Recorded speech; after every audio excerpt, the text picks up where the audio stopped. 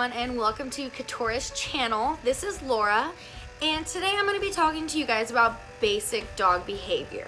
Now, there are a couple of aspects on dog behavior that I really want to touch on, mostly about meeting dogs in public, how you should act, how the dog should act, and how to read a dog to make sure that petting this dog is a good idea or whether it's not. Okay guys, I want you to remember that I am not an expert. I do have a wide knowledge of dog behavior and dog training. Not to the fullest extent. I would never call myself an expert. I'm just going to give you some pointers as to how what I've learned is the way to properly approach a dog and the way a dog should act when properly approached. Also, for this video, I am going to be using Cora and Katara as the prop. So I did take all of these pictures and videos myself, which is why they might come out a little weird. First off, I'm going to start with basic dog behavior. You need to look at 4 different areas of the dog when reading a dog's behavior. Now, of course, there is a lot more that you could look at with a dog and knowing more about a dog to look at different aspects of their behavior, but I'm just going to go over the 4 basic ones. So the first one is going to be tail posture. So I'm going to go over 4 different postures of the tail. The first one is going to be the confident look. Now the tail is going to be sticking straight up like this and is going to be very maybe wagging, usually not, when the dog is feeling very confident. Next one is relaxed. So usually when a dog is feeling relaxed, their tail is relaxed too. So you'll see it's not sticking up like it was in the confident picture, but instead it's just relaxed at the side. This is what you want. Usually this is where a dog's tail is wagging and when it is appropriate for you to approach a dog. Now the next one is going to be excited.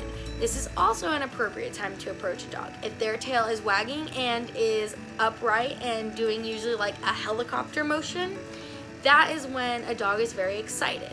So that is also when it is okay to approach a dog.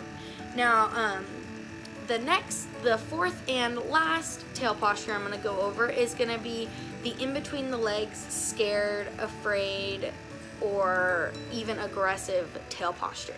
Do not approach a dog that has its tail between its legs and is showing other signs of stress or fear. This can result in a bite, it can result in you just making the dog uncomfortable, which is not going to help it the more it interacts with strangers. Okay, so now that we've gone over tail posture, now I'm going to go over ear posture. So there are 3 different ear postures that I'm going to go over today. The first one I'm going to go over is alert. So when a dog is alert, their ears are usually perked up, very perky, just like this. The second one I'm going to talk about is relaxed. So this posture is when the dog's ears are usually in a relaxed way on their head, not back on their head like they are when they're scared, but more forward but neutral. Now we're going to talk about scared and fearful ears. So those ears are going to be back just like this. Now this picture of Katara shows that her ears are back in a posture where she is uncomfortable, but the rest of her face is basically showing that she's not.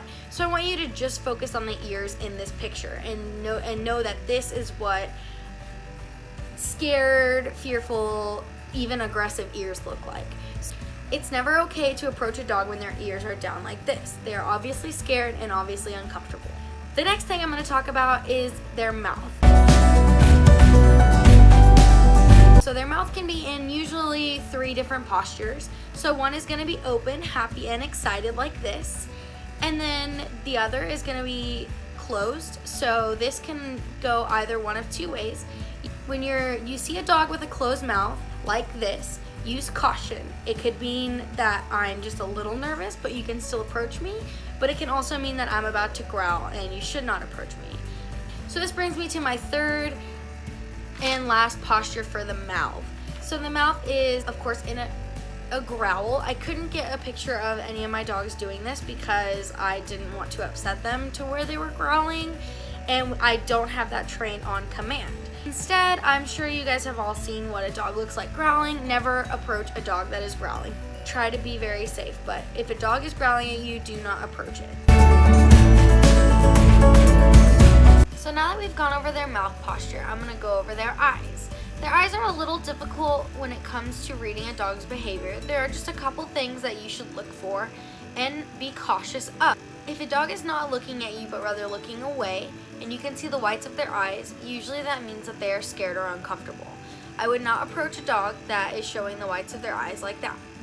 Also, if a dog is dead staring you, which means they are staring you down and showing their teeth or baring their teeth also with growling, then you should not approach that dog.